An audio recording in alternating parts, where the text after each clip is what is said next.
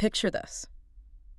Your usually active dog or cat is suddenly a bit off, maybe favoring a paw. Mm-hmm. You take a look, and sure enough, there's a spot on one of their toes, some swelling, redness, maybe they're licking it constantly. Yeah, it looks inflamed. Looks inflamed, a little crusty. You think, okay, probably just a sprain, maybe they scraped it, or, just a mild infection, nothing to worry about. Right. The usual suspects. Exactly. You give it some time, maybe try some basic paw care, but it doesn't clear up. In fact, it seems to get worse. Gets more painful. More painful, maybe the nail looks weird or even falls off. And that seemingly simple toe issue is exactly where we're diving deep today. Because sometimes, hidden in that cluster of common paw problems, there's a diagnosis lurking that's far less common and, well, significantly more serious. Digital squamous cell carcinoma? DSCC. DSCC for short. Okay, let's really dig into this then. We've got clinical guide excerpts here, some serious veterinary literature focused specifically on DSCC in animals. So our mission in this deep dive is to unpack these sources, pull out the absolute most important nuggets of knowledge so you can understand what this condition is. What it actually is. Yeah, who's most likely to get it, how vets kind of unravel the mystery to diagnose it, what the go-to treatments are, and critically, what the outlook is for pets facing this. Think of this deep dive as maybe your shortcut to being informed about this specific, often tricky type of cancer. Whether you're dealing with this diagnosis right now, or maybe you're just curious about veterinary oncology, or just want to understand why a seemingly small problem on a toe can actually be a pretty big deal. Yeah. We're going to guide you through the essentials. All right, let's start by defining our terms. When we say digital squamous cell carcinoma, what exactly are we talking about? Okay? So, at its heart, DSCC is a malignant tumor. It's categorized as being locally invasive. Locally invasive, meaning it's aggressive right where it starts. And that's typically the epithelium, the tissue lining surfaces of the digit. Very often, it arises specifically from the nail bed, which is known as the subungual epithelium. So this isn't just a skin cancer on the toe, it's more fundamental to the toe's structure, maybe even starting right under the nail. Precisely. It originates from those deeper epithelial cells in the digit, often the ones responsible for forming the nail itself. Oh, okay. Yeah. Its prevalence differs quite a bit between dogs and cats. Our sources point out that in dogs, DSCC is surprisingly common on the paw. Really? Yeah, it's actually the most common malignant tumor found on the digits. It accounts for a significant chunk, like around 50%, potentially even over 50% of all malignant toe tumors in dogs. The most common malignant toe tumor in dogs. Wow. That's a statistic that probably surprises a lot of people, given how many other lumps and bumps dogs get. It really does. It puts into perspective why vets consider it, Right. In cats, it's less frequent. It makes up about 25% of digital tumors in felines. Okay, still significant, but less than dogs. And we mentioned locally invasive. How does that play out? Does it just sit there, or does it do damage? Oh, it definitely does damage. It's known for being highly aggressive locally. So it doesn't just grow on the toe. It actively invades and can destroy the underlying bone. Destroys the bone? Yes. This bone destruction is a key feature we'll talk about more when we get to diagnosis. Metastasis, or spread to other parts of the body. Yeah. That's possible too. Okay. But the likelihood and patterns, they vary, which of course affects the prognosis. That local bone destruction sounds really serious. Okay, let's shift gears. You said this isn't just a random occurrence. There are often specific types of dogs that are more prone to DSCC. Who gets this? Yeah, this is one of the most striking aspects, particularly in dogs. DSCC is typically a disease of middle-aged to older animals. Okay. The median age is around 10 years for both species, dogs and cats. But while older age is a general factor, the predisposition in dogs gets incredibly specific. And this is where it gets really interesting, right? There's a strong breed and even coat color link. Absolutely. The sources highlight a powerful correlation with certain large breeds, especially those with dark or black coats. How strong a correlation? Well, one study noted that over 75% of affected dogs were large breeds, and astoundingly, over 90% had black or dark coats. Over 90% with dark coats. That's not just a slight tendency, that's a massive flag. It really is. What breeds are specifically called out in the literature? Okay, so the guides mentioned standard poodles, Labrador retrievers, giant schnauzers, Rottweilers, Dachshunds. Dachshunds. They're smaller, though. They are, but they often fit the dark coat pattern you see. Also flat-coated retrievers and potentially Bucerons, Briards, miniature poodles, and Gordon setters too. Wow. So yeah, if you have one of these breeds, especially a dark-colored one, a persistent toe issue is definitely something to pay closer attention to. That's such a specific insight. So size and pigment seem to be big players in dogs. Is there a preferred foot or toe? Yes, actually. In dogs, the forelimb digits are more commonly affected than the hind limb digit. Forelimbs more common. And what about cats? Are there similar breed or color links there? Not really, not in the same way. It's just less common overall in cats, as we said. Okay. And while one small study hinted maybe more females were affected, there's no clear sex or breed predisposition noted, like there is in dogs. Right. And another difference, unlike the more familiar skin SCC in cats, the ones linked to the sun exposure on ears and noses, Yeah. digital SCC in cats isn't strongly tied to UV light. Interesting. So the cause, is it just bad luck or is there something specific going on, especially with those dark-coated dogs? Well, the exact cause isn't definitively known, Mm. but given that strong breed and dark coat link. Yeah, that 90%. Exactly. Hereditary or genetic factors are heavily suspected. It's likely related to the genes involved in skin pigmentation in those particular breeds. Makes sense. Chronic trauma or inflammation, while they are risk factors for other types of SCC on the body, they seem less established as primary drivers, specifically for digital SCC. It really points towards genetics playing a significant role, particularly in those predisposed dogs. Okay, so we know what it is, an aggressive, often bone-destroying tumor frequently starting under the nail, and who is statistically most likely to get it, especially if you have a large, dark-coated dog. But how does an owner spot it? What does this thing look like in real life? Right, and this is where the deception comes in. Yeah. As we touched on earlier, the early signs are masters of disguise. Mhm. They frequently mimic far more common, less concerning issues like infections or just, a minor injury. What would be those initial, maybe subtle clues? Often, it starts simply with lameness or lumping. The pet might be reluctant to put weight on that paw. Okay. You'll notice swelling of the digit, which, yes, looks exactly like a common infection or maybe an abscess. Right. And because it's irritated, they'll often lick or chew at the toe constantly. Which just makes it look more irritated. Exactly, which only makes things worse and muddies the picture. So nothing that screams cancer right away. How do the signs progress? When does it become more telling? This is key. A very common and often striking sign, especially if the tumor is subungual starting under the nail, is the loss of the nail itself. The nail just falls off.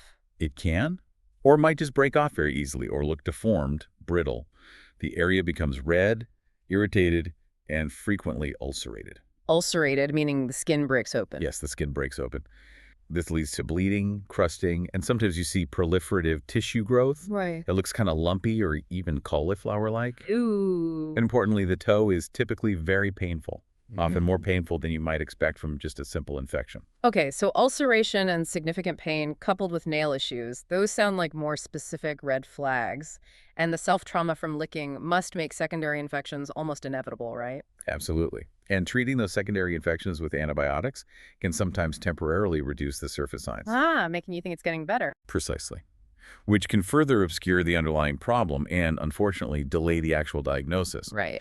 You might also be able to feel a firm mass within the swollen toe, or even see visible bone deformity or swelling if the tumor has progressed enough to destroy that underlying bone. We talked about it being local, but can it show up in more than one spot on the same dog? Is that common? Yes, that's an interesting pattern called multicentricity. Some dogs can have more than one digit affected. Okay. Sources vary a bit on the percentage, but it can be seen in up to maybe 22% of cases in some studies, or around 9% in others.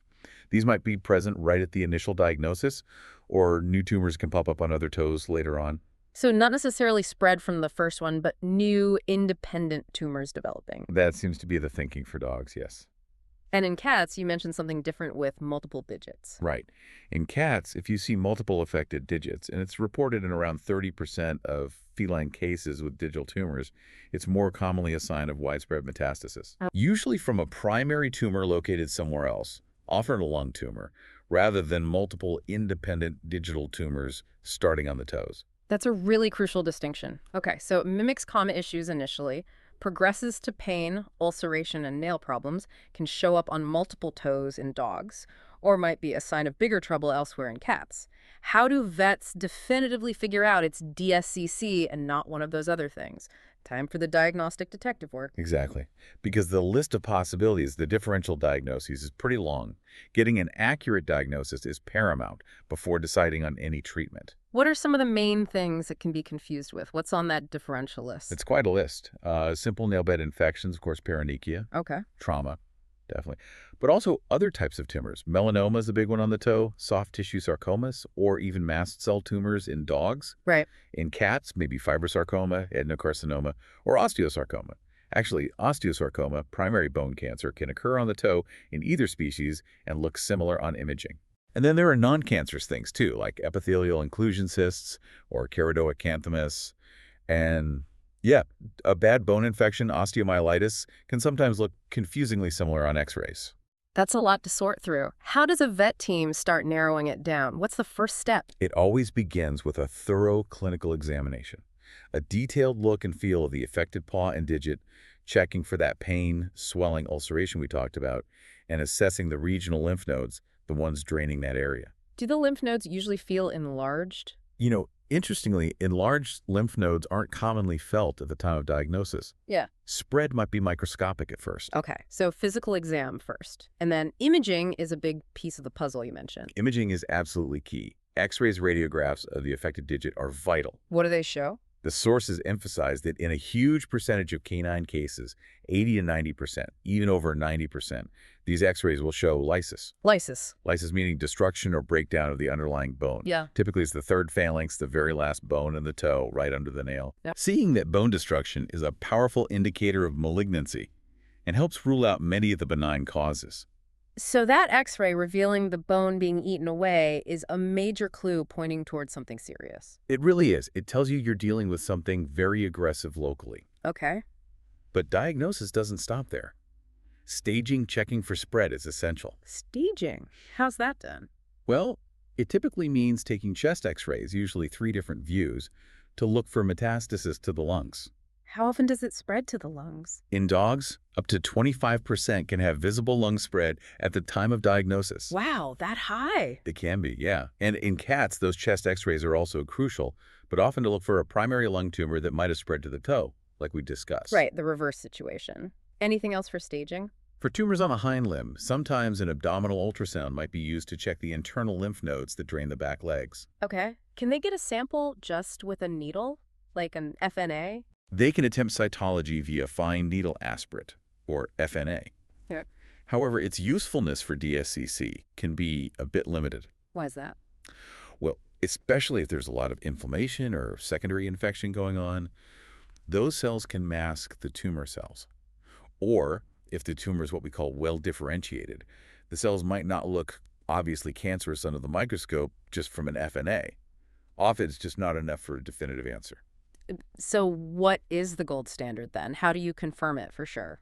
A biopsy. That's the gold standard. Taking a piece of tissue. Exactly. Taking a tissue sample, whether it's a wedge biopsy, an incisional biopsy where you take part of the tumor, or sometimes even an excisional biopsy where you try to remove the whole thing initially, though that can be tricky with margins. Right. And sending it for histopathology, that's where a pathologist examines the tissue structure under the microscope. It's absolutely required for a definitive diagnosis and to tell DSCC apart from all those other possibilities on the list. And staging also involves potentially sampling those regional lymph nodes we mentioned, especially if they felt enlarged on exam, to check for microscopic spread. The pathologist might also grade the tumor based on how aggressive the cells look, which gives us some idea about prognosis. Okay, so diagnosis is a careful process. Physical exam, those crucial x-rays showing bone destruction, checking for spread with chest x-rays and maybe lymph node samples, and finally confirming it all with a biopsy. Once it is confirmed, how do vets treat digital squamous cell carcinoma? Taking action. Right. So the primary treatment, and the one offering the best chance for long-term control and hopefully cure, is aggressive surgical excision. And what does aggressive surgical excision typically mean for a toe tumor like this? In almost all cases, it means amputation of the affected digit. The whole toe? The whole toe, yeah. This is usually done at the level of the metacarpal or metatarsal phalangeal joint, basically, where the toe joins the main part of the paw, removing the entire toe structure. Amputation. That sounds pretty intense for just a toe. Why is that the standard approach rather than just, cutting out the visible lump? There's a very good reason, and it ties directly back to its aggressive nature and that bone destruction we keep mentioning. Okay. Amputation allows the surgeon to achieve wide surgical margins. That means removing a clear zone of healthy tissue all around the tumor, Mm. ensuring they remove the entire tumor and all its locally invasive little tendrils, Getting it all. getting it all. And critically, it deals definitively with that underlying bone lysis. Trying to just cut out the visible mass or attempting what's called limb-sparing surgery is generally not recommended for DSCC Why not? because the risk of the cancer growing right back in that spot local recurrence is just too high. You really have to get it all out, bone included, to give the best chance. Okay, so surgery amputation is the cornerstone. What about other tools in the vet's arsenal, like radiation or chemotherapy? Good question. Adjuvant therapies, meaning therapies used in addition to surgery, can be used in specific circumstances. Radiation therapy can be an option if, for some reason, the surgery wasn't able to get truly wide, clean margins. Yeah. Maybe the tumor was very large or in a difficult spot. Okay. Or radiation could be used if surgery simply isn't feasible for the pet for some other health reason. It can also play a role in palliative care, just managing pain or slowing growth if complete removal isn't possible, or if there's already widespread disease. Makes sense. And chemotherapy, is that commonly used to fight DSCC? For localized DSCC, meaning the tumor is thought to be confined just to the toe, chemotherapy is generally not routinely recommended. Oh, interesting. Why not? Well, its benefit in preventing local recurrence or preventing metastasis from a purely localized digital tumor hasn't really been clearly established in the research we have so far. I see. So its main role is really if there is documented metastatic disease, if we know the cancer has already spread to the lymph nodes or the lungs, then chemo might be considered. Got it. So not standard for the toe tumor itself, but potentially if it's already spread. What about just managing the symptoms? Pain, infection? Oh, absolutely. Supportive care is definitely part of the plan. Pain relievers are crucial because these tumors are painful. Often something like piroxicam, which is a non-steroidal anti-inflammatory drug or NSAID, is used. And because of the ulceration and the self-trauma from licking, antibiotics are frequently needed to manage those almost inevitable secondary bacterial infections. Right. You mentioned earlier that in cats, multiple affected digits might actually be metastasis from a lung tumor. How is that situation handled differently? Yeah, that's a tough scenario. Mm-hmm. In those specific cases where the digital tumor is confirmed to be a metastasis from a primary tumor elsewhere, like the lung, amputating just one affected digit might still be done, but primarily for local palliative care. Just to make that one toe more comfortable. Exactly. If it's particularly painful or ulcerated and causing a lot of distress. But if multiple digits are involved as part of widespread metastatic disease, doing extensive surgery on the paws often isn't a practical or durable option for improving the cat's overall quality of life or survival time, unfortunately. That makes sense. Okay, so we've walked through what it is, who's most at risk, how it typically presents, the diagnostic detective work, and the primary treatment approach, which is usually amputation. Now, the big question for owners facing this, what's the prognosis, what does the future look like, and what does follow-up involve? Right. And this is where there's generally some positive news, especially for dogs. Oh, good. The prognosis for digital squamous cell carcinoma, particularly when caught relatively early and treated with complete surgical excision, that digit amputation we discussed, is often considered favorable to very good. Favorable to very good. That's encouraging. It is. And interestingly, it's often better than the prognosis for SCC found in other locations on the body, like inside the mouth, which can be much more challenging. Okay, that's really good context. What do the survival rates look like in the studies after surgery for dogs? Can we put numbers on that? Yeah, the numbers vary a bit across different studies, as they often do. But with digit amputation, reported survival rates range from around 50% up to a very good 83% at the 1-year mark. 1-year survival, 50 to 83%. Okay, Correct. What about longer term? At 2 years, the range is wider, reported from about 18% up to maybe 62%. For those tumors arising specifically from the nail bed, the subungual DSCC1 source even reports potentially higher rates, something like 95% survival at 1 year and 74% at 2 years. Wow, so if it's coming from the nail bed specifically, the outlook might be even brighter. That's great news. Does the surgery help even if the cancer has already started to spread a bit? Yes, that's another important point from the literature.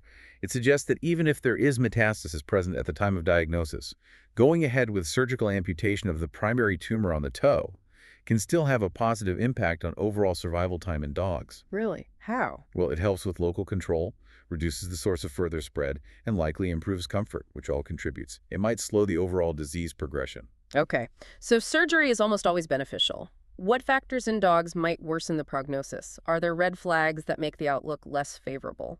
Yes, definitely. The major factors that negatively impact prognosis are pretty clear.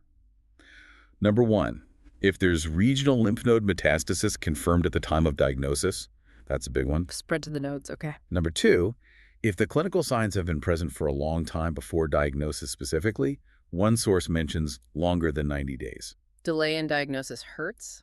It seems to, yes. Mm-hmm. And third, if multiple digits are involved right at the time of presentation. Okay. And one source also notes, interestingly, that Schnauzer breeds might potentially have a poorer outcome, though the reasons aren't entirely clear. But certainly, finding metastasis anywhere at diagnosis significantly makes the outlook more guarded. You mentioned multiple digits earlier in dogs. Is that usually about distant spread or more like new tumors just popping up on other toes? That's a good clarification. In dogs, the development of new, apparently independent tumors on other digits, that multicentric pattern we talked about actually appears to be more common than distant metastasis to the lymph nodes or lungs, according to one of the sources. Oh. Though, of course, other sources provide those specific metastasis rates we discussed earlier, like up to 25% to the lungs. So both can happen, but developing new toe tumors seems quite common in predisposed dogs. Vigilance on the other toes becomes really important. Right. Now, what about the prognosis for cats? You hinted earlier it wasn't as good. Unfortunately, that's correct. The prognosis for digital DSCC in cats is generally considered poor. Poor? How poor? Median survival times reported in the literature are often quite short, typically only around 2 to 3 months, and the metastatic rate is estimated around 25%. Only 2 to 3 months median survival. Wow. Yeah, it's a much tougher situation in cats. And survival times appear pretty similar whether the digital tumor is the primary cancer site or if it's actually a metastasis from somewhere else like the lung. So, a much tougher fight in felines, unfortunately. Given the possibility of recurrence or new tumors popping up in dogs or spread, what does follow-up and monitoring look like after treatment? Regular recheck exams are absolutely critical. You can't just do the surgery and forget about it. Right. How often? Typically, this involves rechecks pretty frequently at first, maybe every 1 to 2 months initially after complete surgical excision. And then, if things look good, perhaps stretching out to every 3 months long term. And what happens at these rechecks? These visits aren't just a quick look. They include thorough physical exams, careful palpation, feeling those regional lymph nodes again to check for any enlargement, and repeating thoracic radiographs, those chest x-rays, periodically, Why the chest x-rays? to monitor for any signs of local recurrence near the surgery site, although that's less common with amputation, but critically, to watch for distant spread, especially metastasis to the lungs or potentially other lymph nodes. Okay. And given that multicentric potential in dogs, I assume owners are explicitly told to constantly keep an eye on those other paws. Exactly. Owners, especially those with dogs in the known predisposed breeds, the large, dark-coated ones we listed, are strongly advised to monitor all the other digits very, very closely. What should they look for? Report any changes, new swelling, redness, nail issues, lameness, excessive licking on any toe immediately to their vet. Catching new tumors or metastasis as early as possible is key. We've covered a significant amount of ground here, starting with that seemingly simple limping pet and really digging deep into digital squamous cell carcinoma. We have, and I think the key takeaway is that DSCC is a significant, locally aggressive cancer, yes, but it's often treatable, particularly in dogs. The tricky part is that it does such a masterful job of looking like common, minor toe problems at first. Right, and the diagnosis relies heavily on imaging, those x-rays that often reveal that telltale bone destruction in the toe, and it's confirmed definitively through a biopsy. Exactly. And while it sounds daunting, aggressive surgical removal, which usually means amputation of the affected digit, really is the cornerstone of treatment and offers a generally good to very good prognosis in dogs when it's completely removed. Though, as we discussed, factors like metastasis being present at diagnosis or involvement of multiple digits can certainly complicate the picture and worsen the outlook, especially in cats where it's tougher overall. Understanding all this really highlights why a persistent or unusual paw problem, especially in a predisposed breed, absolutely warrants a thorough workup by your vet. Don't just assume it's an infection. Absolutely. Which leads to a final thought, perhaps. Given how common digital SCC is as a malignant tumor in certain dog breeds, particularly those large, dark-coated dogs, and how easily its early, subtle signs can be mistaken for something minor, Yeah. could increased awareness among both pet owners and veterinarians lead to even earlier diagnoses? And could that potentially improve those already pretty favorable outcomes even further for many of these dogs? It's definitely something to consider the next time you see a pet favoring a paw.